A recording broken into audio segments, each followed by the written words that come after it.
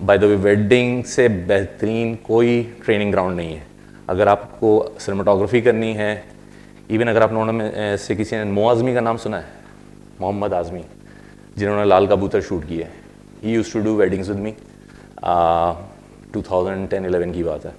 फिर बड़े बड़े कमर्शियल्स करते हैं अब तो। जितनी जी की काफ़ी अभी बरज़ख अगर आप लोगों ने देखी हो, सीरीज़ आई है, वो भी उन्होंने वेडिंग से स्टार्ट किया उन्होंने अपना career. He was a gaffer in US, फिर वो पाकिस्तान मूव हुए, उन्होंने यहाँ पे स्टार्ट किया। तो वेडिंग से अच्छी कोई जगह नहीं है। फ़ोटोग्राफी अगर आपको सीखनी है, अपनी पॉलिश करनी है, वीडियोग्राफी पॉलिश करनी है, वेडिंग से अच्छी जगह नहीं। खैर, तो कमिंग बैक, स्टडी कैंप फिर मैंने से प्रैक्टिस स्टार्ट की, घर पे की। बहुत हार्ड था मेरे लिए, मुझे कुछ पता नहीं था कैसे क्या होता है। फिर होते होते फिर वेडिंग में मुझे जब चांस मिला तो मैंने वेडिंग में स्टार्ट किया, एक के बाद एक। तो फिर लोगों को नो हाउ हुई कि ये क्या कोई चीज़ नहीं आई है, लोगों को कुछ नहीं पता था इस बारे में, क्योंकि उस वक्त स्टडी कैंप पाकिस्तान में पहले होता था, लेकिन वो कमर्शियल लेवल पे था, फिल्मों में था। लेकिन उसके भी एक दो ऑपरेटर्स थे, उन्होंने भी करियर छोड़ दिया था, शिफ्ट कर दिया था, स्विच कर दिया। बाकी मैं वेडिंग में मैं पहला था 2010 में। तो मैंने स्टार्ट किया, करते करते करते मुझे लोगों से कॉन्टैक्ट्स बनने लग गए। मैंने तकरीबन समझे कराची से हैदराबाद, इस्लामाबाद, इवन दुबई में भी वेडिंग्स की हैं। तो होते होते फिर मेरी प्रैक्टिस बहुत अच्छी हो गई।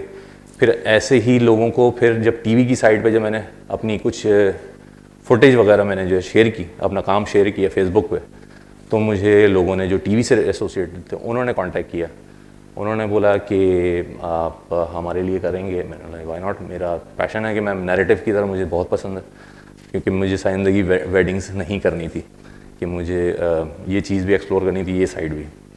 तो फिर ड्रामा इंडस्ट्री में मुझे पहला चांस मिला। आयज़ा खान और दानिश तैमूर का पहला ड्रामा था, उसमें 2011 की बात है। तो उसमें मैंने पहला ऑपरेट किया। बहुत बुरे शॉट्स थे, अगर आप देखेंगे अगर यूट्यूब पे, वो ऐसे ऐसे हिल रहा है कैमरा। मैं अभी देखता हूँ तो मुझे बहुत एम्बेरसमेंट होती है कि ये मेरा ही काम है। तो खैर, फिर उसके बाद होते होते ग्रेजुअली मेरा इम्प्रूवमेंट आती गई। लोगों से कांटेक्ट करता रहा, लोगों से पूछता रहा, जो बाहर लोग फॉरेन में लोग होते हैं, उनसे ऑपरेटर्स हैं, उनसे देखे, उनका काम देख के फिर आहिस्ता आहिस्ता ग्रेजुअली फिर यूट्यूब पे वीडियोस आने लगी कुछ, तो उस पर थोड़ी बहुत टिप्स मिली, कुछ हेल्प मिली। फिर होते होते मैंने फिर उसी दौरान मेरा काम बहुत, अल्लाह का शुक्र है, बेहतर हो गया उस दौरान। और फिर मुझे पहली फिल्म मिली O21 जामी की, लेकिन वो मैं कर नहीं सका क्योंकि मेरा उस वक्त जो है स्टडी कैम, वो उस जो कैमरा उस वक्त यूज़ हो रहा था रेड, उसके लिए केपेबल नहीं था, उसके लिए रिकमेंडेड नहीं था, क्योंकि वो लाइट वेट कैमरों के लिए था, कैमरों के लिए था, वो थे DSLRs वगैरह। तो फिर मुझे जो है वो छोड़नी पड़ी फिल्म। और सैडली फिर उसके बाद फिर मुझे एक और फिल्म मिली जो कि लाइट वेट कैमरे पे शूट हो रही थी, एक बाहर की फॉरेन US फंडेड फिल्म थी, ऑल्टर्ड स्किन के नाम से, हम टीवी को प्रोडक्शन थी। खैर, वो मेरा जो मेजर ब्रेक थ्रू था। मैंने फिर उसके बाद ये वेडिंग के तकरीबन 6-7 साल मैंने सोच लिया था कि यार मुझे वेडिंग से स्विच करना है, अपना करियर नैरेटिव फिल्म की तरफ आना है। मुझे शौक़ था, मैं देखता रहता था लोगों का काम। तो मैंने पैसे जमा किए किसी तरीके से, करते करते करते एक एक रुपये पे जोड़ के फिर मैंने ये स्टडी कैम लिया 2015 में। तो उस वक्त मैं अपना कोक स्टूडियो का सेकंड सीज़न कर रहा था, 6th कर चुका था, 7th में कर रहा था। तो उसी दौरान मेरा ये स्टडी कैम आया। ये था उस वक्त, ये इसको स्लेड बोलते हैं, और ये वेस्ट है, और ये 3 चीज़ें मेन पार्ट होती हैं। ये आर्म है, इस तरह का एक सिमिलर, इससे थोड़ा सा लाइट वेट भी होता है। ये मैंने अभी कुछ साल पहले मैंने अपग्रेड किया। तो ये तो टोटल मेरी $11,000 उस ज़माने में, 2015 की बात है। उस वक्त मैंने एक एक रुपये जमा करके मैंने ये ख़रीदा। और मैंने फिर उसके बाद जो है मेरी पहली फिल्म जो थी मैंने इस पर की थी, वो थी एक्टर इन लॉ, फ़ाद मुस्तफ़ा की। राना कामरान उसके DP थे।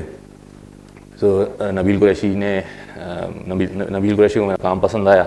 उसके बाद से मैंने नबील कुरैशी की जितनी भी फिल्में हैं, खेल खेल में, लोड वेडिंग, रिसेंट में कायद आज़म जिंदाबाद थी, फिर जितनी फिल्में उनकी हैं सारी मैंने इसी स्टडी कैंप पे की है। फिर उसके बाद फिर मैं आहिस्ता आहिस्ता मैंने ग्रेजुअली ख़त्म कर दी अपनी वेडिंग इंडस्ट्री, मैंने छोड़ दी क्योंकि मुझे टाइम नहीं मिलता था।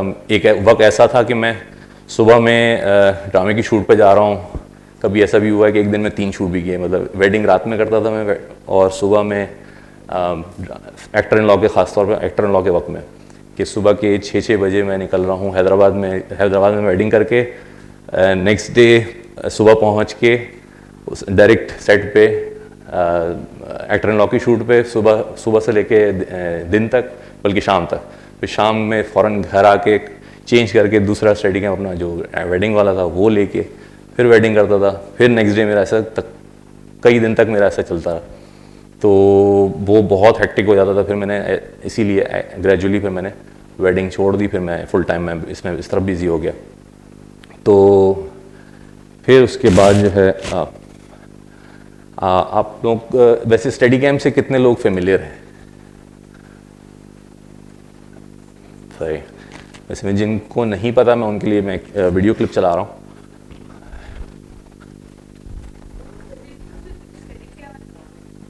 Ronin is completely motorized.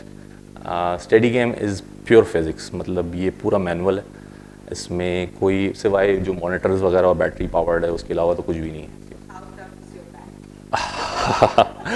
I'll tell you. अच्छा, स्टेडी कैम जैसा कि आपने वीडियो में भी देखा कि स्टेडी कैम किस वजह से यूज़ किया जाता है। अभी भी दुनिया भर में इवन अभी गिम्बल्स वगैरह भी आ गए हैं और मोटराइज रॉनिन का भी जिक्र हुआ था इस वीडियो में, रॉनिन भी आ गया है, मोटराइज चीज़ें आ गई हैं क्योंकि ये 1970 में इसकी इन्वेंशन हुई थी। गैरेट ब्राउन जो इसके इन्वेंटर थे, वो उनकी आइडियोलॉजी ये थी कि ये ह्यूमन फील होनी चाहिए, जो शॉट हो एकदम ऐसा लगे ऑर्गेनिक हो, ह्यूमन जैसे कोई वॉक करता है, आप घर के अंदर भी अपने वॉक करते हैं कुछ करते हैं तो एक फ़ील वो एकदम ऐसी लगे कि स्मूथ कैमरा फ्लोट कर रहा है।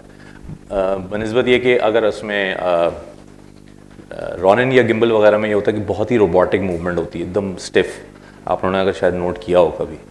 तो स्टेडी कैम ज़्यादातर आजकल, क्योंकि ज़्यादातर डायरेक्टर्स जो हैं दुनिया भर में वो इसलिए उसको प्रेफर करते हैं कि उसकी बहुत ही नेचुरल मूव है और फ्लोट करता है कैमरा। फिर दूसरी चीज़ ये कि आप इसमें लंबी टेक्स कर सकते हैं, बहुत लंबी लंबी टेक्स कर सकते हैं। अगर किसी ने रशियन आर्क देखी है, the Russian ark, Faraz Iqbal ने देखी है।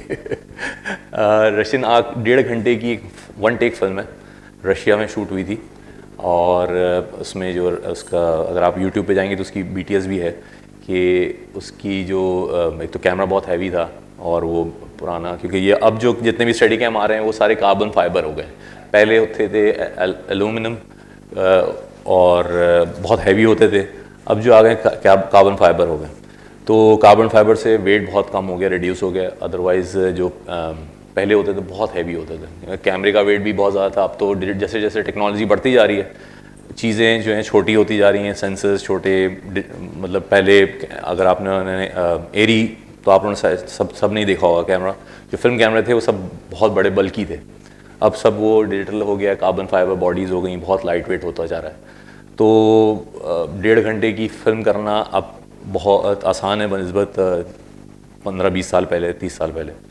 तो रशियन आर्क में आप अगर देखेंगे उसकी BTS में, तो उसको जो उसका ऑपरेटर है उसको लोग जूस भी पिला रहे हैं, मिड शॉट में जूस पिला रहे हैं, कोई पानी पिला रहा है, कोई उसको चीज़ें खिला रहा है, तो वन टेक शॉट पूरा अगर आप कभी देखें। फिर उसके बाद इसमें स्टडी कैम की वजह से आप इंडोर आउटडोर कहीं भी आप इसको यूज़ कर सकते हैं। अनइवन सरफेस है अगर, तो वहाँ पे भी आराम से चल सकता है, स्मूथ शॉट्स मिलते हैं। रनिंग के लिए इसको हार्ड माउंट करना पड़ता है। हार्ड माउंट जिसे बोलते हैं कि हम ये जो इसका आर्म होता है ये बेसिकली किसी भी व्हीकल के साथ, क्योंकि आप इसको कैरी करके एक सर्टन डिस्टेंस तक भाग सकते हैं क्योंकि ये बहुत हैवी होता है, तो आप बहुत लंबी टेक्स नहीं कर सकते। अगर कोई जैसे कोई जॉगिंग कर रहा है या कोई मैराथन रेस कर रहा है या कुछ भी है, इस तरह के अगर कोई शॉट्स हैं तो उसके लिए फिर इसको हार्ड माउंट किया जाता है। इसको एक गाड़ी, जिस भी गाड़ी में आप बैठे हुए उसके साथ अटैच करते हैं, ये शॉक एब्जॉर्बर का काम करता है और उसको जो भी शॉट्स हैं वो आप लंबी लंबी टेक्स ले सकते हैं इसमें। फिर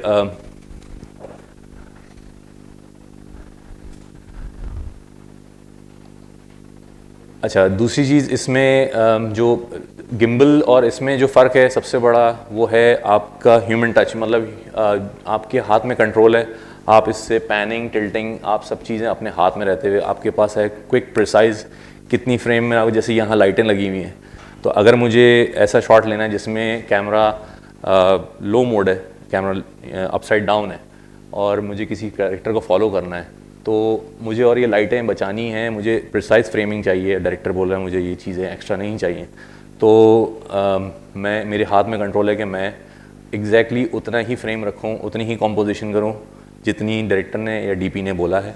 अदरवाइज़ रॉनिन में जो इलेक्ट्रॉनिक गिम्बल्स हैं उसमें बहुत टफ होता है, क्योंकि वो उसमें एक डिले होता है, क्योंकि मोटराइज्ड है, मोटर्स आपकी मूवमेंट के से ज़रा सा सिंक आउट होती हैं, कि अगर आपने इसको पैन लेफ़्ट या राइट या लेफ़्ट किया है तो वो हल्का सा एक डिले आता है, तो वो इसलिए इसको इतना ज़्यादा बाहर प्रेफर नहीं करते, ख़ास तौर पे नैरेटिव में जहाँ पे प्रिसाइज मूवमेंट्स चाहिए होती हैं। ख़ासतौर जैसे अगर आपने बर्डमैन देखी हो, वो पूरी उसमें बड़ी लंबी लंबी टेक्स हैं। फिर 1917 अगर एक फिल्म देखी होगी आपने वॉर की, उसमें स्टेडी कैम ट्रिनिटी, जिसमें इसमें दिखाया था 3 एक्सेस गिम्बल के साथ ट्रिनिटी, वो प्लस उसमें न्यूमरस इक्विपमेंट यूज़ किया, गिम्बल भी यूज़ किया है, जहाँ पे वो रन कर रहे हैं भाग रहे हैं तो वो उसमें गिम्बल यूज़ किया है, डीपी जो है वो फ्रेम एडजस्ट कर रहा है वायरलेसली, और जहाँ उनको प्रिसाइज जहाँ पे फ्रेमिंग चाहिए थी उन्होंने वहाँ पे स्टेडी कैम यूज़ किया, जहाँ पे उनको कैमरा किसी एक पॉइंट से दूसरे पॉइंट पे शिफ्ट करना था तो उन्होंने गिम्बल को एक क्रेन के साथ अटैच किया, 2 बंदे आए, उन्होंने दौड़ के, अगर आप कभी उसकी वीडियोस देखें बहुत इंटरेस्टिंग है, तो उन्होंने 2 बंदे आते हैं और आके गिम्बल को क्रेन पे लगाते हैं, क्रेन जो है ऊपर लेके जाती है, फिर वो एक पानी का मड का एक बहुत बड़ा सा एक पॉन्ड टाइप का था और उसके ऊपर से कैमरा जो है आता है, दूसरे 2 बंदे आते हैं, वो गिम्बल होल्ड करते हैं और उसको लेके चले जाते हैं। तो वो बहुत अच्छी, अगर आप उसकी डिटेल्स देखें तो आपको अंदाज़ा होगा, उससे पता चलेगा कि कब कौन सी कहाँ चीज़ यूज़ की जाती है। हर जगह स्टेडी कैम यूज़ नहीं कर सकते, हर जगह गिम्बल यूज़ नहीं कर सकते, अच्छा हर जगह ड्रोन भी यूज़ नहीं कर सकते, तो हर चीज़ की एक लिमिटेशन होती है, हर चीज़ का एक यूज़ होता है। अनफॉर्चुनेटली पाकिस्तान में बहुत कम लोग हैं जो इन चीज़ों को समझते हैं कि किस चीज़ का क्या काम है। दूसरी चीज़ ये कि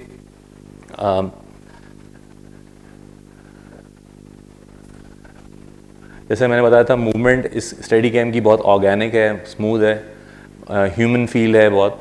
फिर इसमें जो सेटअप टाइम है वो बनस्बत इसके जो कंपैरेटिवली रॉन गिम्बल्स वगैरह होते हैं इसमें और उसमें बहुत काफ़ी टाइम कंज्यूमिंग होता है गिम्बल्स में, क्योंकि उसको प्रिसाइज उसकी मोटर्स की सेटिंग करनी होती है। इसमें सिर्फ लेंस अगर चेंज करना है या कोई भी चीज़ ऐड या सब्ट्रैक्ट होती है तो ही हमें टाइम लगता है, वो भी हार्डली 4-5 मिनट्स। बाकी इसकी कॉस्ट बहुत हाई है। मैं अगर आपको बताऊं तो यूएस वगैरह में इसकी जो है वो तकरीबन जो कॉस्ट है इसके सिर्फ आर्म की जो प्राइस है, जो ये मेरे पास ये वाला आर्म है, दिस वन इज़ फॉर $14,000।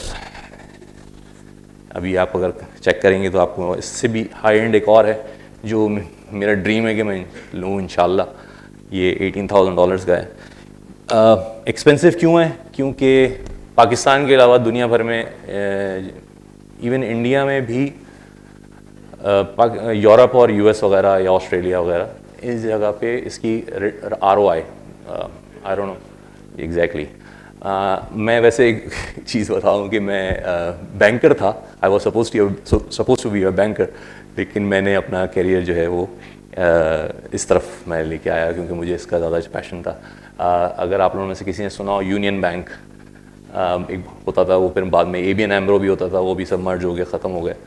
तो मेरा 3rd इंटरव्यू था उस दिन मैंने डिसाइड किया, I don't want to do this, I will do this. मेरा पैशन ये था और मैंने अपने जो मेरा इंटरव्यू, जो बंदा मेरा इंटरव्यू ले रहा था वो भी बोला था यार तुम क्यों वो कर रहे हो, उसने मुझे कॉल करके भी बोली, नहीं, I was very good at accounts और मैं CBM का स्टूडेंट था। तकरीबन मैंने 70% मैंने अपने सारे कोर्सेज क्लियर कर लिए थे एंड जो इसी दौरान मेरे अपना डिसाइड किया कि I will pursue this media as my career. खैर, तो ROI जो इसका रिटर्न है US वगैरह में बहुत ज़्यादा है। वहाँ पे एक दिन में मिनिमम $1000 से $2000 मिलते हैं। इसीलिए अगर आप इसको डिवाइड कर लें तो अगर $18,000 किसी ने इन्वेस्ट किए हैं तो उसकी जो रिटर्न है वो बहुत क्विक है। बनिस्बत पाकिस्तान में मैं अगर इसकी ROI जो है वो अभी तक मैं रिसीव ही कर रहा हूँ, अभी तक चल ही रहा है मेरा, मैं प्रॉफिट में नहीं आया। तो इसमें यहाँ पाकिस्तान में रहने का बस इसका ये जो बहुत महंगा शौक है, इसमें पैसा आपका लगता रहता है क्योंकि आपको कभी ना कभी कोई चीज़ अपडेट करनी, इसमें इतनी ज़्यादा चीज़ें अपडेट नहीं करनी पड़ती क्योंकि ये लॉन्ग लाइफ होता है बहुत, इसमें से मैकेनिकल चीज़ें हैं। बस आपको बैटरीज कभी कभार चेंज करनी पड़ती है, कभी आपको मॉनिटर अगर आपको नया चाहिए या कुछ है उसका केबल्स वगैरह होती हैं। बाकी ऑलमोस्ट तकरीबन ये it has served me since 2015 माशाल्लाह से अभी तक चल रहा है। तो इसमें मैंने सिर्फ ये पार्ट एक अपडेट किया है। This is just this part is $4200 ये, और ये वेस्ट है। ये इसमें जो है एक फ्रंट माउंटेड आती है, इसकी रेंज अब चाइनीज़ की $500 में मिल जाती है, उससे कम भी मिल जाती हैं। चाइनीज़ की पूरी किट भी जो चाइना ब्रांड्स बनाता है वो $500 में पूरी किट भी मिल जाती हैं। $500 में सिर्फ अगर आप US और यूरोपियन ब्रांड्स में जाते हैं तो फिर वो आपको $500 में मिल जाएगी। 3500 में भी अच्छी हाई एंड मिलती हैं थोड़ी उनकी। ये ज़रा सी इसमें ये होता है कि इसमें ये इसका डिज़ाइन, इसको एक्जो वेस्ट बोलते हैं इस वाली को। ये है फ्रंट माउंटेड, ये है आर्म जो है यहाँ फ्रंट पे लगता है, और इसमें भी अगर आप देखें तो ये आर्म फ्रंट पे लगता है। इसमें ये है कि इसमें ब्रीदेबिलिटी ज़्यादा होती है। ये थोड़ा आपको कुशन जो है सिर्फ आपके शोल्डर्स और आपके वेस्ट लाइन पे होता है। इसमें थोड़ा ओवरऑल पैडिंग होती है, तो स्वेटिंग बहुत होती है हमें, और ख़ासतौर पे समर्स में अगर आप मई जून में अगर आप कर रहे हैं तो बहुत ज़्यादा। और ये है वॉल्टर क्लासन के नाम से एक ब्रांड है। ये मेड टू ऑर्डर है, $5000 की इसकी ये होती है वेस्ट। ये होती है बैक माउंटेड। अगर आप ये देखें तो ये इसकी जो सपोर्ट है वो बैक से है, क्योंकि आर्म जो है वो साइड पे अटैच होता है, इसका सारा वेट आपकी बैक पे आता है।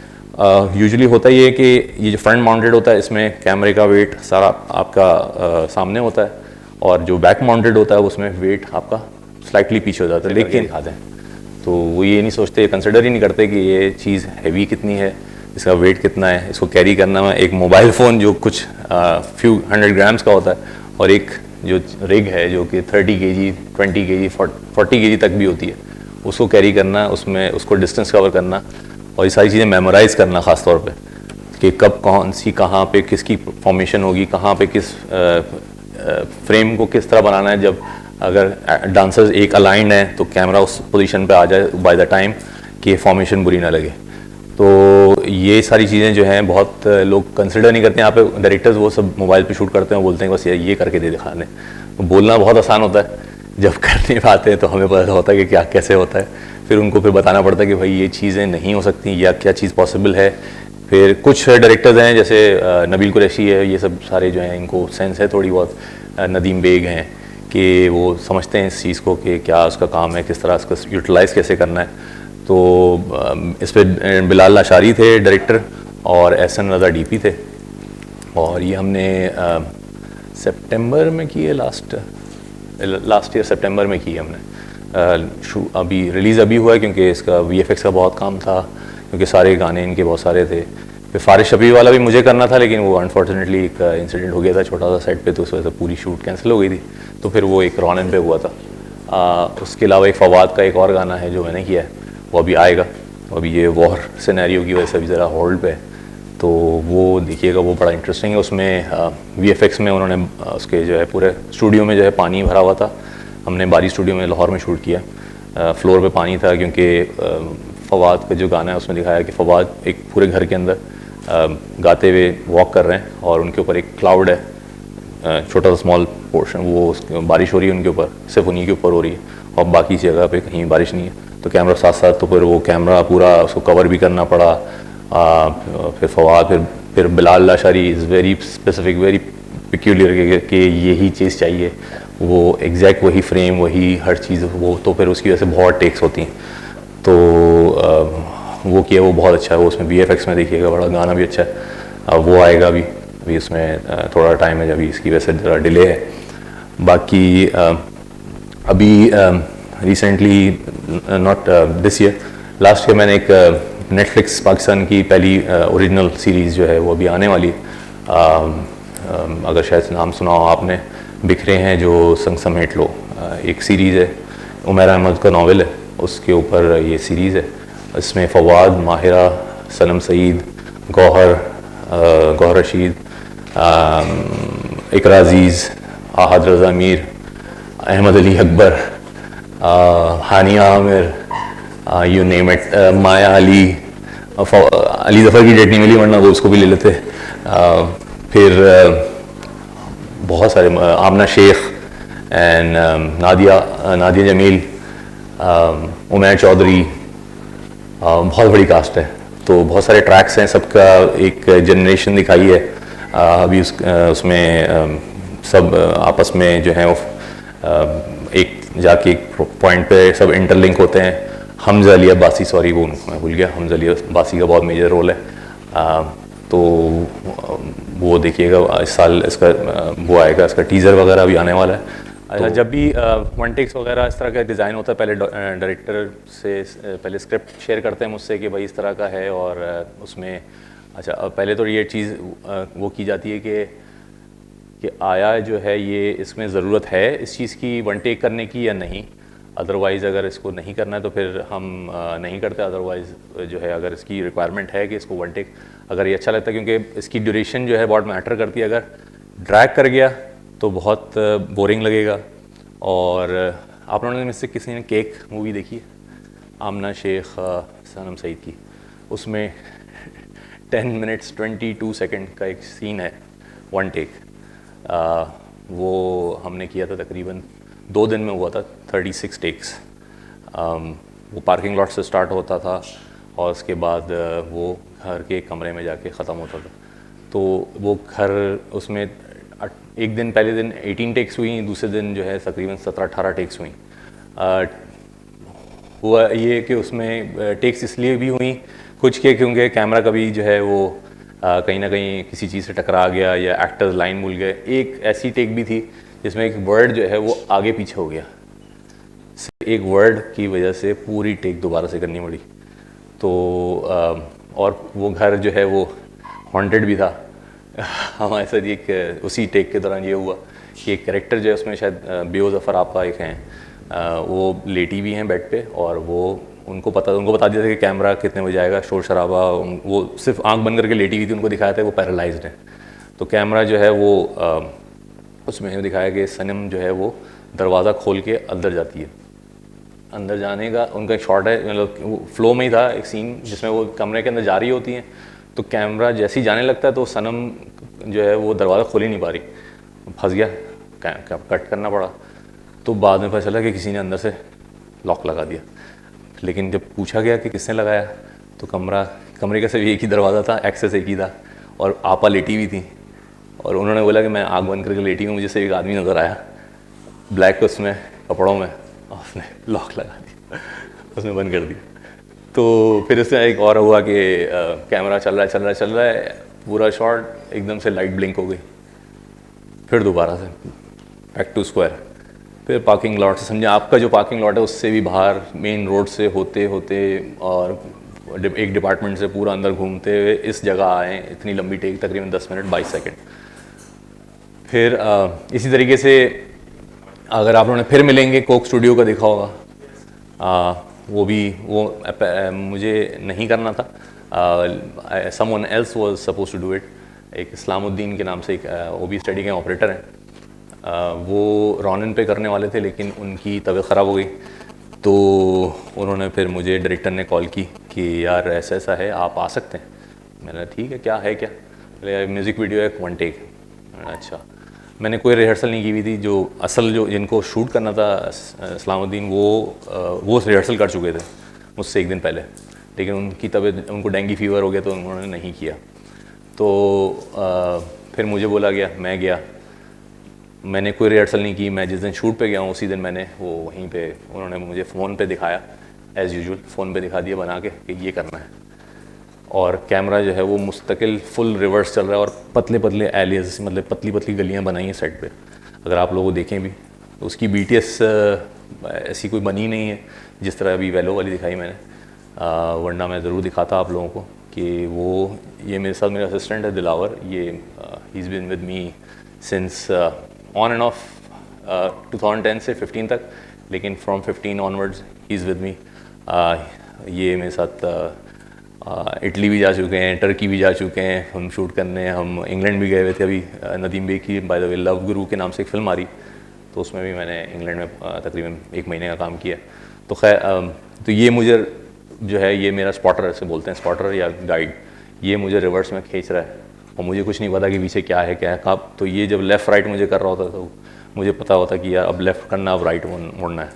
और hats off to Faisal Kapadia भाई कि उन्होंने जो, उनको थोड़ा सेंस है कि उन्होंने वो देखा कि मैं बहुत रिवर्स जा रहा हूँ, फुल स्पीड में जा रहा हूँ, तो वो कहीं कहीं जो है वो खुद ही फ्रेम में खुद ही आ जाते थे कि अगर मैं मिस ना कर लूँ। तो हमने तकरीबन हमारी पहली टेक जब हमने मोबाइल पे देखने का, मैंने जो पहली टेक की वो 95% एक्यूरेट थी, एकदम सही थी। डायरेक्टर ने बस बोला कि इसको, बस वो जब पहली टेक में हो गया तो डायरेक्टर ने बोला यार इसको आप थोड़ा और तेज़ कर लेते। मैंने फिर उनको थोड़ी देर शक्ल लिखी, मैंने बोला यार आप 6 मिनट्स का 1 टेक शॉट है और कैमरा रिवर्स आ रहा है फुल स्पीड में, तो क्योंकि उसमें आपकी जो है ब्लड फुल पंप कर रहा होता है हार्ट आपका, आप फ़ौरन टेक्स कर नहीं सकते। तो यहाँ पे समझते हैं कि बस जैसे ही सेट पे अगर आवाज़ लगती फ़ौरन आ जाए, मतलब एक टेक दी होती है और आप बोलते हैं आ जाए, AD पहले आता है बोलता है आ जाए, फ़ौरन आ जाइए, कितना टाइम है आपके पास, ये सबसे पहले ये बोलता है कितनी देर लगेगी। ये सबसे ज़्यादा जुमला लगता है मुझे जब आता है कि AD आके बोलता है आपको कितनी देर लगेगी। मैं बोलता हूँ भाई मैं इंसान हूँ, ये एक चीज़ है जो हैवी है और इसे मजाक नहीं है। यहाँ पे लोग असल में बाहर तो लोगों को पता होता है कि किस तरह की चीज़ है क्या है, वो तो हर चीज़ एडिट से लेके हर चीज़ से गो थ्रू हुए, वो तो उनको पता होता है, नॉलेज होती है और वो इस चीज़ को समझते भी हैं। लेकिन यहाँ पे अनफॉर्चुनेटली ज़्यादातर बच्चे, ख़ासतौर पर नए, सबको नहीं बोल रहा, कुछ जो है जो उनको नहीं पता, अंदाज़ा नहीं होता कि भाई कैसी चीज़ है, क्या है, इसकी क्या चीज़ होती है, इसके क्या मसले मसाइल हैं, क्या है, तो वो चीज़ें जो हैं लोग कंसिडर नहीं करते। तो 1 टेक वो हमने वो किया। फिर कन्नायारी जो था वो भी अगर आपने देखा हो वो पीसेस में किया था, लेकिन उसको हमने जिसे हिडन कट्स बोलते हैं वो हमने किए कि जैसे अगर 1917 देखी हो तो उसमें 36 कट्स हैं, इनविजिबल कट्स हैं कि कोई भी चीज़ ऐसी गुजर गई, तो हमने शूट भी उसी को ऐसे ही कन्नायारी को भी उसी तरीके से किया हमने कि उसमें इनविजिबल कट्स लगे, पता ना चले, तो वो एक लगे कि एक फ़्लो है। खैर थोड़ा इस पे आ जाएँ। अच्छा, आप लोगों को मैंने बता दिया ये वेस्ट है ये, और ये है। अच्छा, कैमरा लगने के बाद ये इसमें अभी तो खैर DSLR लगा हुआ है, FX3 लगा हुआ है, अदरवाइज़ जो है इस पर एरी, एलेक्सा मिनी वगैरह भी लगते हैं। जितने भी कैमरे हैं अंडर लाइक 10-15 किलो, जितने भी एरी, रेड सारे लग जाते हैं। इसको बैलेंस करने का तरीका ये, हमारा एक स्टैंड होता है और आपने सब चीज़ें अपनी बैटरी वगैरह ये सब लगा दी, उसके बाद ये सारी बैटरीज होती हैं, ये अलग से डिटैच हो जाती हैं।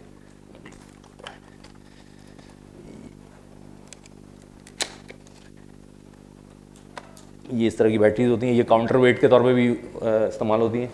ये है सेंटर पॉइंट, अगर आपने कोई भी रॉड या इवन मूवी में, उसमें वीडियो में भी आप लोगों ने देखा होगा कि कोई भी चीज़ को बैलेंस करने के लिए उसका सेंटर पॉइंट चाहिए होता है, तो ये समझे इसका ये सेंटर पॉइंट है। ये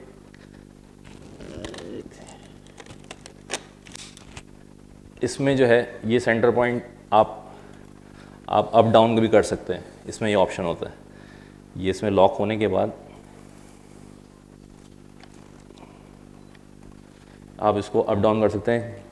होता ये है कि आपने जब कैमरा पूरा, आपने हर चीज़ प्रिपेयर कर ली कि आपको क्या क्या चाहिए, वो सब आपने लगाने के बाद, हर चीज़ रेडी करने के बाद, उसके बाद आप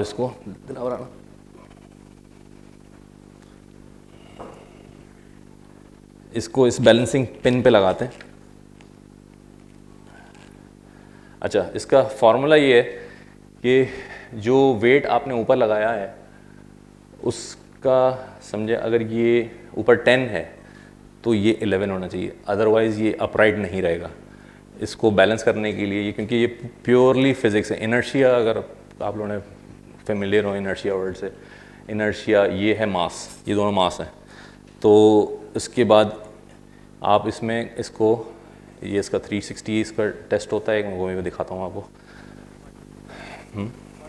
ओके, नहीं नहीं, ये आपने कैमरा लगा दिया, उसके बाद आप इस पर इसको चेक करेंगे कि इसका ड्रॉप टाइम होता है ये। इसमें चेक करते हैं कि ये 3 सेकंड में फ्रॉम दिस पॉइंट, इसको हम ऐसे हॉरिजॉन्टल ऐसे पोजीशन पे लाते हैं और इसके बाद इसको हम ऐसे छोड़ते हैं। तो यहाँ से इस स्टैंड, जिस स्टैंड पे ये लगा हुआ है, ये स्टैंड और ये पोल, इसको पोस्ट बोलते हैं।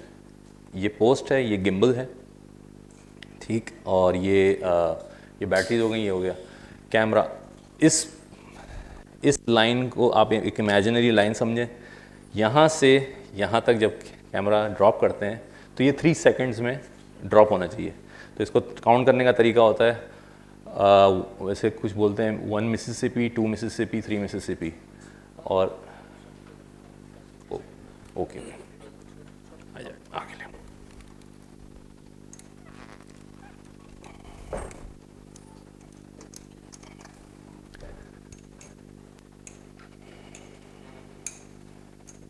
हो गया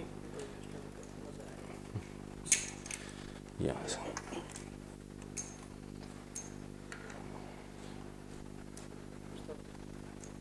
नहीं, उनको वो नज़र नहीं आएगा ना ड्रॉप होते हुए, उधर ही घुमा लो उस तरफ से, अभी जैसे था ये करो, उनको नज़र नहीं आएगा। तो अब जैसे हम काउंट करेंगे, एक होता है 1 मिसिसिपी जैसे बताया, 2 मिसिसिपी, 3 मिसिसिपी, और दूसरा होता है 1001, 2000, 1002, 3003, इस तरह का भी कर सकते हैं। तो ये 1001, 2002, 3003, तो ये यहाँ तक आते में 3 सेकेंड्स। कुछ लोग 4 भी रखते हैं स्लो ड्रॉप टाइम, कुछ लोग बहुत 2.5 भी रखते हैं, बहुत तेज़ भी रखते हैं। तो प्रेफरेंस पे, अपनी पर्सनल प्रेफरेंस पे होता है।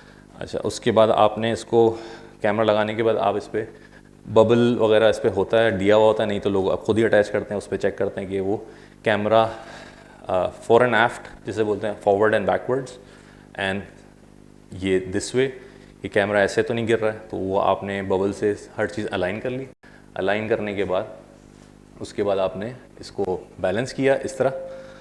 तो इससे ये होता ये है कि कैमरा जो है वो जब भी आप इसको छोड़ेंगे तो अपराइट पोजीशन पे ही रहेगा, ये सीधी पोजीशन में ही रहेगा। अदरवाइज़ अगर मैंने इसको करने को मैं ये सॉरी इसको मैं अगर चाहूँ तो एकदम इक्वल बैलेंस भी कर सकता हूँ। चाहे ऊपर मैं 30 kg या 10 kg या 15 kg जो भी लगा दूँ, इसको मैं एक ऐसे पॉइंट पे भी रख सकता हूँ कि ये एकदम न्यूट्रल बैलेंस हो जाए। मतलब ये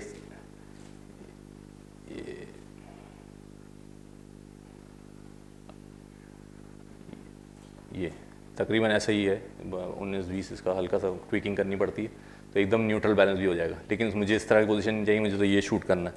तो उसके लिए जो है मुझे ये स्ट्रेट अपराइट रखने के लिए कि कैमरा एकदम स्ट्रेट रहे, ना ऊपर जाए ना नीचे जाए, उसके लिए मुझे इसको ड्रॉप टाइम करते हैं। ड्रॉप टाइम होता है इसलिए ताकि नीचे का वेट स्लाइटली ज़्यादा रहे बनस्बत ऊपर से। अदरवाइज़ दोनों अगर बैलेंस हो जाएंगे, जैसा मैंने आपको बताया, तो वो मैं किसी भी पॉइंट पर रोकूंगा तो वो रुक जाएगा, ऐसे ये रोकूंगा तो वो रुक जाएगा। तो अब इसके साथ एक अटैचमेंट आ रही है आजकल वोल्ट के नाम से, वो मोटराइज उसकी मोटर्स होती हैं, वो यहाँ इसके साथ अटैच हो जाती हैं और वो उसका एक कंट्रोल बॉक्स होता है। उससे होता ये है कि आप अगर भाग रहे हैं, दौड़ रहे हैं, मतलब विंडी सिचुएशन है, सबसे इसकी जो सबसे बड़ी थ्रेट है स्टेडी कैम को वो होती है विंड, क्योंकि ये प्योरली जो है वो फिंगर टिप्स पे चल रहा होता है, हमारी फिल्म हैंड डायरेक्शन पे, कि हम कितना पैन करना है, कितना टिल्ट करना है, उस पर चल रहा है। और विंड जब आती है तो विंड जब इसकी टकराती है तो विंड जो है वो कभी इसको अनबैलेंस कर देती है। तो उसके लिए हम जो है, इसमें आपने वीडियो में देखा होगा, एक बंदे ने एक होल्ड किया हुआ है मैश करके, कपड़े का एक फ्रेम होता है जिससे उसको विंड को ब्लॉक करते हैं। अच्छा, उसकी भी एक साइंस होती है कि अगर आपने हार्ड कोई भी चीज़ ली, ये मैंने नीदरलैंड्स में चीज़ सीखी थी एक बंदे से, एक ऑपरेटर ने, फेलो ऑपरेटर, उनसे। तो उन्होंने बोला था कि मैंने पूछता था कि मुझे विंड से मैं कैसे इससे अपने आप इसका स्टडी को बचाऊं, क्योंकि कराची जो है कोस्टल सिटी है, यहाँ पे हवा बहुत चलती है, ख़ासतौर पर मई जून अप्रैल इस तरह की जो मानसून मंथ में। तो उसने मुझे बताया, जो कि बाद में मुझे भी समझ में आई कि हाँ, बात एकदम सही कह रहा है, कि किसी भी हार्ड चीज़ से ब्लॉक करेंगे आप विंड, वो विंड उसको रैप करके फिर आती है। उसको ब्लॉक करने का तरीका ये होता है कि विंड को डिस्पर्स करने के लिए वो एक नेट, मैश का तरह का एक कपड़ा होता है, उसको यूज़ करते हैं, जिससे वो जब विंड उससे टकराती है तो विंड डिस्पर्स हो जाती है, तो फिर वो आपको हिट नहीं करती, ना ही वो रैप करके वापस आएगी। तो ये सारी चीज़ें थी, टिप्स थी इस तरह की, तो बहुत सीखने को मिला। तो ये है इसकी बैलेंसिंग, और ये है इसका वेस्ट बैलेंस कर लो।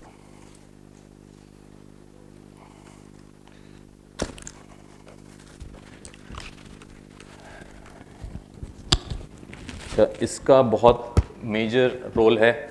अगर आपकी ये वेस्ट अगर आपके कंफर्टेबल नहीं है, तो आप मतलब ये आपको, इसको बोलते हैं कि हम इसको बोलते हैं कि अगर ये इसने आपने इसको सही तरह अपने साथ एडजस्ट नहीं किया तो ये आपको नचा देगी चीज़, क्योंकि आप इसको हैंडल नहीं कर सकते। कि अगर आपकी बैक, अगर इस पर ख़ासतौर पर ये जो है वेट जब आपसे दूर भागेगा, तो आप ऑब्वियसली बात है, आप वेट जो है अपना, आप उसको काउंटर बैलेंस करने के लिए आप जब वेट अपने आप को बेंड करेंगे तो आपके लिए फटीग शुरू हो जाएगी, आप जो है आप नहीं काम कर सकते। तो ये बहुत, जब हम आते हैं सेट पे तो हम हर चीज़ जो है वो चेक करते हैं कि ये सारी चीज़ें हमारी सही चल रही हैं, नहीं हमारी। इसको लगाना खोला है ना मैंने कल, वो पीछे से खोल लो, ये लगे।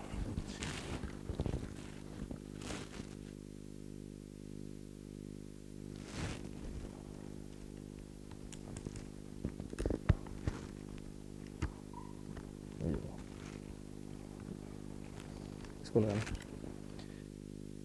यहाँ से, ये आर्म जो है यहाँ से अटैच हो जाता है। ये फ्रंट माउंट जैसे मैंने बताया था। अच्छा, 90% जो दुनिया भर में ऑपरेटर्स हैं वो लेफ़्ट हैंडेड हैं, लेफ़्ट हैंड से ऑपरेट करते हैं। मैं राइट हैंडेड हूँ, तो मैं लेकिन 10% समझे राइट हैंडेड होता है।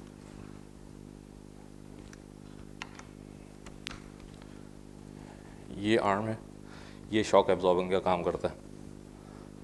तो अभी ये कल लास्ट टाइम मैं शूट पे था, तो इसलिए ये इसलिए हाइट इसकी क्यों इसलिए ज़्यादा आ रही है, क्योंकि ये वेट इसका इतना नहीं है जितना ये इसके हिसाब से ट्यून हुआ है। आर्म को ट्यून करने के लिए हमारे पास ये दो नॉब्स होते हैं जो कि वेट एडजस्ट करते हैं कि उसको, ये जैसे मैं अभी नीचे इसको लूज़ करूँगा तो ये नीचे जाता जाएगा, ये नीचे चल गए।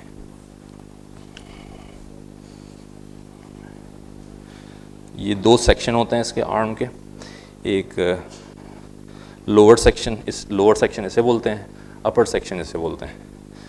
तो ये है,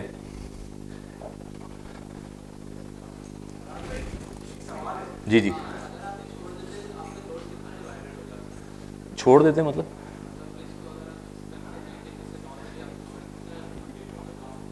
ये, अगर देखें ये, अगर मैं इसको अभी हल्की सी एडजस्टमेंट इसकी आउट है, इसको अगर मैं अभी छोड़ूंगा तो ये अभी ये रहेगा, ये है, लेकिन मैं अपनी बॉडी से अभी कंपनसेट कर रहा हूँ इसको। लेकिन इसको मैं हल्का सा, क्योंकि इसमें काफ़ी सारी चीज़ें होती हैं। अगर ये मैंने जैसे बताया कि अगर इसको वेस्ट जो है, इसको जैकेट जो है, ये अगर सही प्रॉपर आपके साथ एकदम स्नग नहीं है, एकदम आपके साथ कंफर्टेबल आप नहीं हैं, तो आप ज़्यादा देर ऑपरेट नहीं कर सकते। उसके लिए हर चीज़ आपको एडजस्ट करनी पड़ती है। इसमें आर्म की सेटिंग आपको देखनी पड़ती है कि आर्म आपसे, मतलब अगर ये मुझसे भाग रहा है दूर, तो ऑब्वियसली बात आप देखें, मेरा पॉस्चर ये हो गया, ये उसका मतलब है मैं अपनी बैक को मैं उससे कॉम्पनसेट कर रहा हूँ, मैं स्ट्रेस दे रहा हूँ। जितना ये मेरे करीब रहेगा, जितना क्लोज टू रहेगा उतना मैं कंफर्टेबल हूँ, जितना ये दूर जाएगा उतना मेरी एक तो एनर्जी वेस्ट भी होगी ज़्यादा, मैं ज़्यादा स्ट्रेस्ड हो जाऊँगा, मैं ज़्यादा फिर परफॉर्म नहीं कर सकूँगा। उस वक्त शॉट के वक्त मैं जो है एकदम थक जाऊँगा ज़्यादा जल्दी। तो इसके लिए यहाँ पे सारी चीज़ें एडजस्टमेंट्स होती हैं छोटी छोटी सी, जिसके लिए हमें पहले से ये सारी चीज़ें देखनी पड़ती हैं, कंसिडर करनी पड़ती हैं। Any questions? अच्छा, ये वेट जो है यूजुअली डिवाइड हो जाता है, इसकी ये सारा वेट होता है आपके शोल्डर्स, वेस्ट और चेस्ट पे तो नहीं आता, फिर आपके हील्स पे आता है। मेरी तो यूजुअली हील्स पे ही आता है, क्योंकि आपको ऐसा लगता है कि जैसे आपने अगर कभी वो पानी की बोतल उठाई हो 19 लीटर्स की, तो अगर आप उठा के उसको अपने कंधे पे रखें और चलें तो आपको लगेगा आपके पैर जो है एकदम बहुत ज़्यादा वेट आपको फील होगा अपने ऊपर, तो ऐसा ही लगता है। तो इसमें आपको सारा जो वेट है वो आपकी हील्स पे आ जाता है। और मैं हूँ फ्लैट फुट, जैसे शोएब अख्तर भी फ्लैट फुट है, तो उसके लिए फिर स्पेशल शूज़ होते हैं, मतलब जो कि यहाँ तो मिलते नहीं हैं, क्योंकि उस तरह की क्योंकि इसमें सर्टन जो है इसकी कुशनिंग होती है, वो फ्लैट फुट वालों के लिए ख़ासतौर पे मेमोरी फोम, तो वो जो है वो $100-150 से कम की नहीं है, तो वो अलग खर्चा। तो इसमें खर्चे ही खर्चे हैं इस चीज़ में, लेकिन ये कि आपके पैशन पे डिपेंड करता है। प्लस ये दुनिया भर में बहुत मतलब लोगों का करियर है ये, बहुत दुनिया भर में हज़ारों लोग हैं जो ये कर रहे हैं, अभी तक कर रहे हैं। जितने भी नैरेटिव का जितना भी काम आप देखते हैं नेटफ्लिक्स पे देख लें, ला पाल्मा अगर किसी ने देखी है सीरीज़, ला पाल्मा एक वॉल्केनो के ऊपर, इरप्शन के ऊपर एक सीरीज़ है, वो आप देखें, उसमें बहुत सारे सीन जो हैं वो स्टडी कैम के हैं। इंडिया में बहुत काम होता है स्टडी कैम पे, अगर आपने स्पेशल 26 देखी हो, मेरे बहुत अच्छे कोलीग हैं देवेंद्र दास, मेरे बड़े भाइयों की तरह, बहुत उनसे मैंने सीखा है, उनसे मैं व्हाट्सएप पे कांटेक्ट में रहता हूँ, तो मुझे चीज़ें भेजते रहते हैं कि मैं फिर उनसे टिप्स भी लेता हूँ। तो स्पेशल 26 देखी हो उनकी, अभी रिसेंट उनकी फिल्म थी औरों में कहाँ दम था, अगर आप उन्होंने देखी, किसी ने अजय देवगन की, और तब्बू का कमबैक था 30 ईयर्स के बाद, वो देखें, उसके सारे शॉट्स स्टडी कैंप हैं, तकरीबन ऑलमोस्ट सारे सीन। नीरज पांडे जो वहाँ के डायरेक्टर हैं, वो स्क्रिप्ट स्टडी कैम को रखते हुए, जहन में रखते हुए स्क्रिप्ट लिखते हैं कि सीन वन टेक होने हैं, तो तकरीबन उनके 70-80% सीन जो हैं वो वन टेक होते हैं। उसमें कैमरा क्लोज भी जाता है, वाइड भी होता है, 2 शॉट 3 शॉट, सिंगल शॉट, और कट्स वो अगर कभी कहीं होता है, ज़रूरत होती है तो वो लेते हैं, अदरवाइज़ वो कोशिश करते हैं कि वो वन टेक करें। MS धोनी अगर देखी हो मूवी, वो भी स्टडी कैम, उसमें इतना इंडिया में तो बहुत स्टडी कैम यूज़ होता है, जितनी भी आप सीरीज़ देखें उनकी। रिसेंट में ये खाकी है, खाकी द बिहार चैप्टर एक आई है नई, फिर उससे पहले भी एक और थी, बिहार चैप्टर थी, उसके बाद अभी एक आई बंगला करके, वो देखें आप। तो स्टडी कैम का बहुत काम है, दुनिया भर में प्रेफर्ड किया जाता है। इवन मुझे जो इंडियंस बताते हैं कि गिम्बल, जो 3 एक्सिस गिम्बल आता है, वो सेट से लोगों ने भगा दिया था कि यार हमें स्टडी कैम, डायरेक्टर ने बोल दिया कि नहीं चाहिए, हमें स्टडी कैम चाहिए, क्योंकि जब तक वो डायरेक्टर्स को वो प्रिसाइज फ्रेमिंग, क्योंकि इसमें स्टोरी टेलिंग बहुत है, क्योंकि जब स्टोरी टेलिंग से मतलब कि आप सीन के इमोशन के साथ आप चल सकते हैं, इसमें आप तेज़ स्पीड कम करना, कैरेक्टर के करीब जाना, और इस तरह की चीज़ें जो है ना इसमें स्टडी कैम में होती हैं। बनस्बत रॉनिन जो है वो बहुत ही, उसकी फील जो है बहुत ही रोबोटिक है। बहुत सारे लोगों ने बोला आप रॉनिन क्यों नहीं करते, रॉनिन क्यों, मैंने कहा मुझे बिल्कुल पसंद नहीं है। उसकी बेस्ट टूल है for running shots, best tool है फॉर सर्टन सिनेरियोज, लेकिन हर जगह उसकी जो जिस तरह की उसकी रोबोटिक एक अगर स्टिफनेस देखें, इवन अगर आपने गिम्बल चलाया हो तो कभी नोट कीजिएगा कि बहुत ही एकदम स्टिफ, वो ह्यूमन फील नहीं आती कि जिस तरह के ह्यूमन लुक आती है। तो इसलिए स्टडी कैम जो है वो प्रेफर किया जाता है दुनिया भर में। नेक्स्ट, कोई सवाल जवाब कुछ?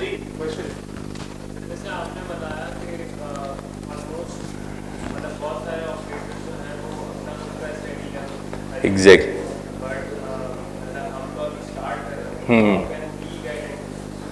देखिए मैंने जैसे कहा था कि वेडिंग एक तो ट्रेनिंग ग्राउंड बेस्ट है वेडिंग।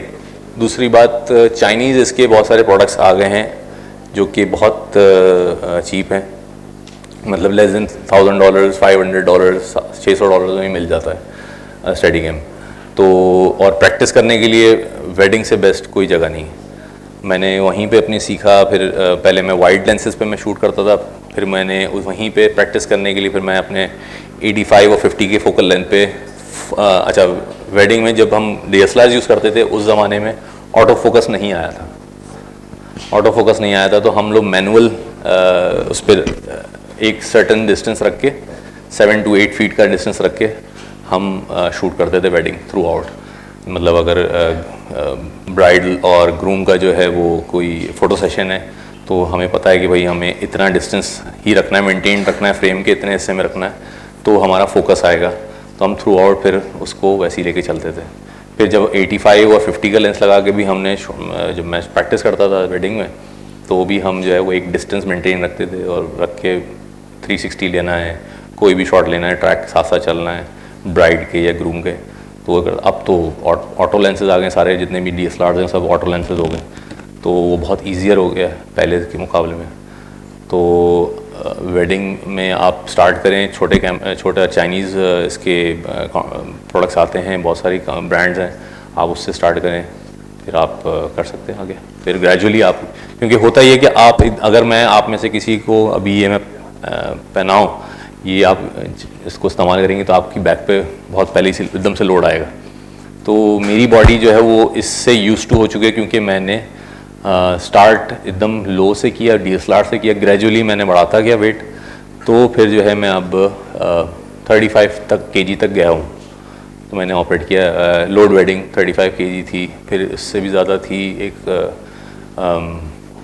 लंदन नहीं जाऊँगा, हुमायूं से ही थी, उसमें कैमरा एलेक्सा प्लस था, S60 plus, sorry S60 plus plus master prime के लेंस, वो भी अलग 2-3 किलो के लेंसेज, और वो बहुत बड़ा सेटअप था। तो बड़ा मुश्किल उसमें गाने भी करना साथ साथ और कैरेक्टर के साथ साथ तेज़ तेज़ बैक भी वॉक करना है, इसमें एक्शन सीन भी थे, तो बड़ा टफ था। अब थोड़ा अब जो है कैमरे जो हैं बहुत लाइटर हो गए, तो अब जो है इतना ज़्यादा वो नहीं होता, लेकिन फिर भी वेट तो वेट है। Anyone else?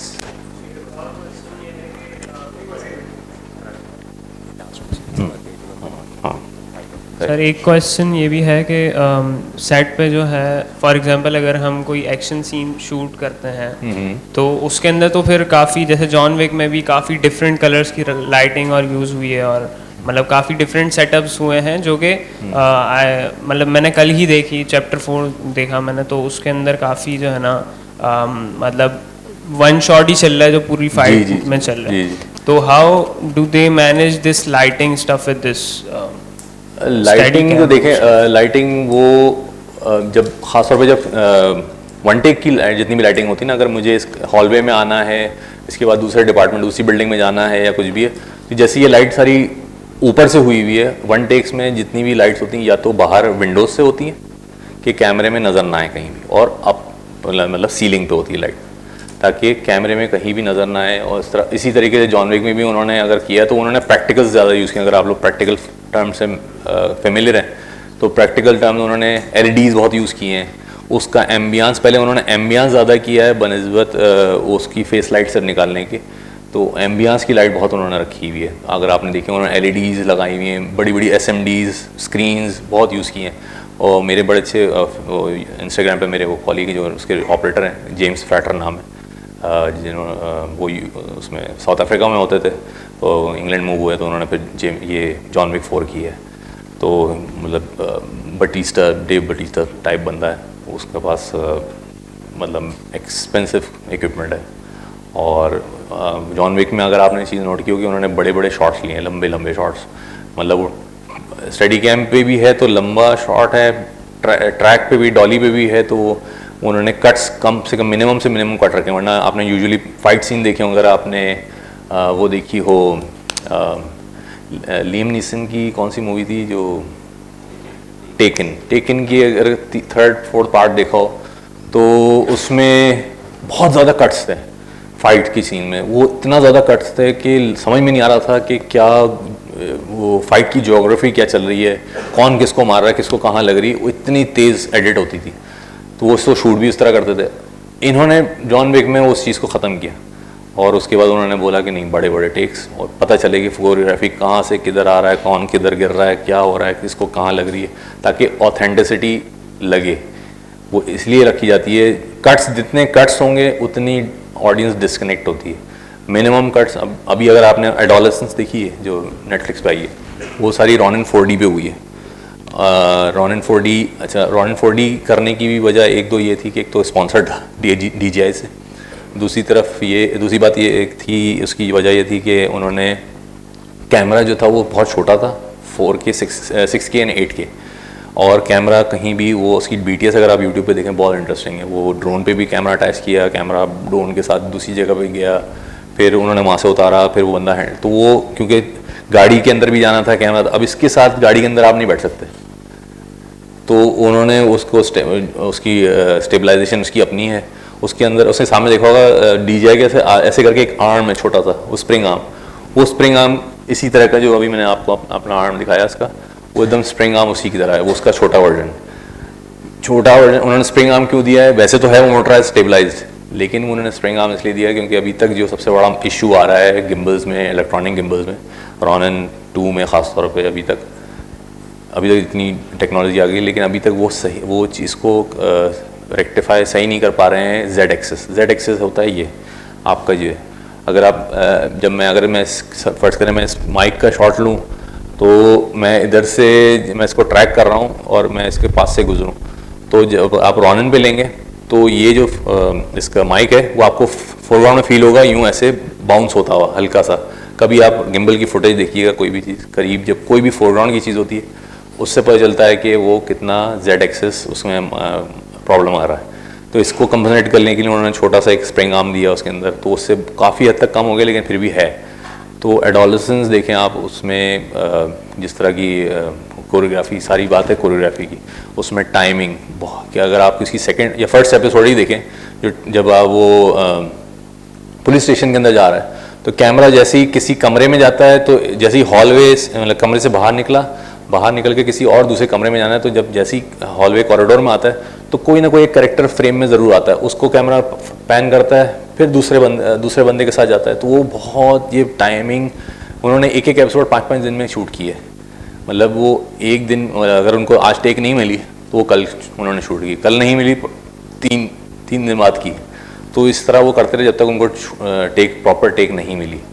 तो इस तरह ये पूरा कोरियोग्राफ करना पड़ता है, वन टेक, ख़ासतौर पे वन टेक में बहुत कैलकुलेटेड टाइमिंग, ताकि बोरिंग ना लगे। बहुत सारी चीज़ें मैटर करती हैं, म्यूज़िक, आपकी परफॉर्मेंसेस। जैसे मैंने केक की मिसाल दी थी, केक में ऐसा भी था कि पूरी परफेक्ट टेक थी, डायरेक्टर ने बोला नहीं यार परफॉर्मेंस अच्छी नहीं। अब मैं तो मशीन नहीं हूँ, मैं रोबोट तो नहीं हूँ, लेकिन मुझे तो अपना 100% देना है। एक्टर चाहे जितनी मिस्टेक कर ले, एक्टर जितनी मिस्टेक्स करके जितनी दफ़ा डायरेक्टर भी बोल दे कि यार परफॉर्मेंस मुझे पसंद नहीं आई, मुझे अपना 100% देना है। तो मेरे काम में वो नहीं है, मार्जिन ऑफ एरर बहुत कम है, ना होने के बराबर है। एक्टर चाहे बोले कि यार मुझे मज़ा नहीं आ रहा, एक और कर लें, उसके लिए तो बोलना आसान है। जो बंदा कैमरे के पीछे खड़ा उससे पूछा कि उस पर क्या गुजर रही है। तो इस तरह की चीज़ें बहुत, अगर BTS देखा करें, कोई भी फिल्म का BTS देखना हो YouTube पे जाएं, फिल्म का नाम लिखें, उसके सामने लिखें B-roll, BROLL रोल।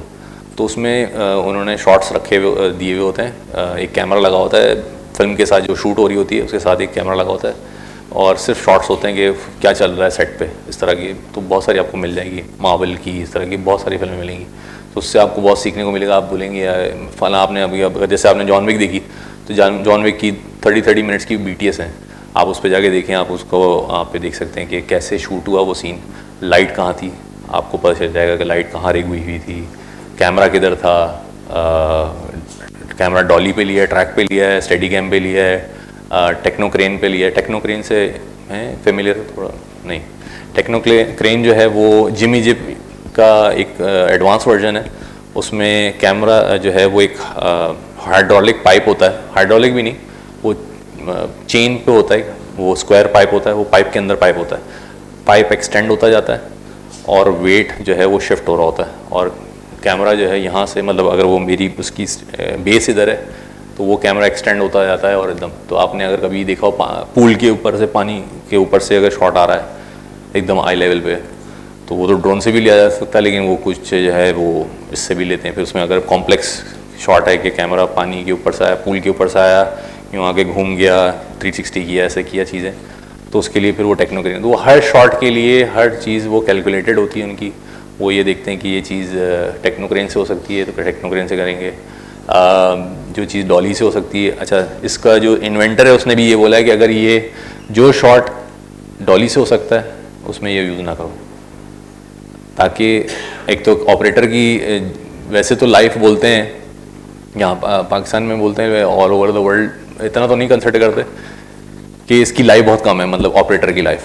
लेकिन मैं ऐसे ऑपरेटर्स को जानता हूँ, इटली में मैं अभी जाके मिला जब मैं सीरीज शूट कर रहा था, मेरे बहुत अच्छे एक फेलो ऑपरेटर हैं जिन्होंने, अगर किसी ने जॉर्ज क्लूनी की वो मूवी देखी है अभी as a director, boys in the boat, boys in the boat एक राफ्टिंग के ऊपर, वो देखें। जॉर्ज क्लूनी की जितनी फिल्में हैं वो करते हैं, और द पोप अगर देखी हो, पोप 2, इस तरह की जितनी फिल्में, तो वो उनका नाम एलेक्स ब्रैम्बिला है, तो वो 70+ है और वो अभी तक स्टडी गेम चला रहे हैं।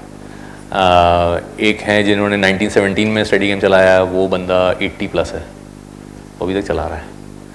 तो बहुत डिपेंड करता है आपकी डाइट, प्लस यहाँ तो डाइट इतना सेट पे बिरयानी के अलावा कुछ मिलता नहीं है हर सेट पे जाओ तो बिरयानी, तो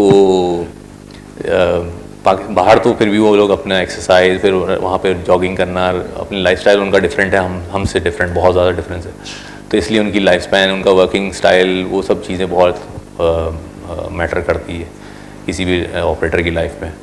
तो और कोई सवाल? चलें।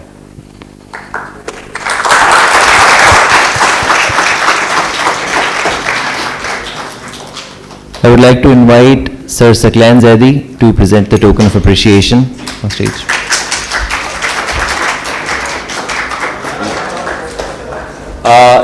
सॉरी, मैं आपको एक चीज़ भूल गया था, ये मेरा फर्स्ट स्टडी कैम था, दिस वाज माय फर्स्ट, ये जो मैंने वेडिंग जिससे स्टार्ट किया। इसमें डिफरेंस सिर्फ ये इतना है कि ये बहुत ज़्यादा हाई एंड नहीं है और बहुत ज़्यादा एक्सपेंसिव नहीं है। हाँ, ये इस पे ये हम DSLR लगाते थे, ये मॉनिटर होता था, केबल इससे HDMI लगती थी। इसमें ये था, ये ग्लाइड कैम इसको कहते हैं, ग्लाइड कैम एक US की कंपनी, ग्लाइड कैम बहुत ही जिसे बोलते हैं कि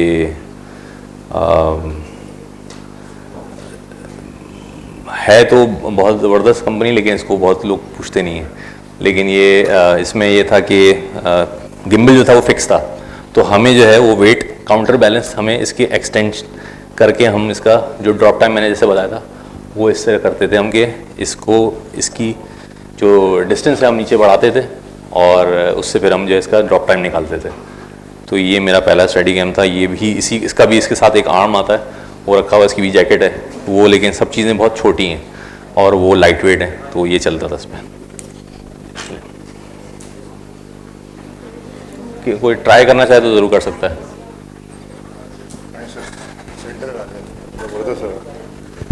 एक सेकेंड, एक second.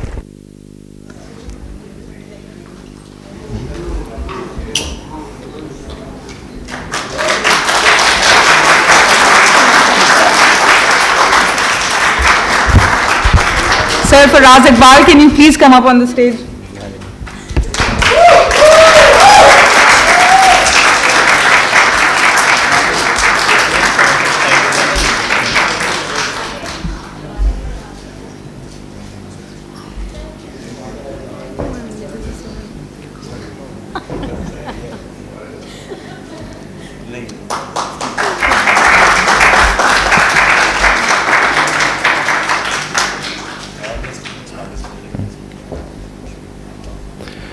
Everyone participating in this workshop, the remainder of it will be carried out in Campus 99. It's a hands-on workshop.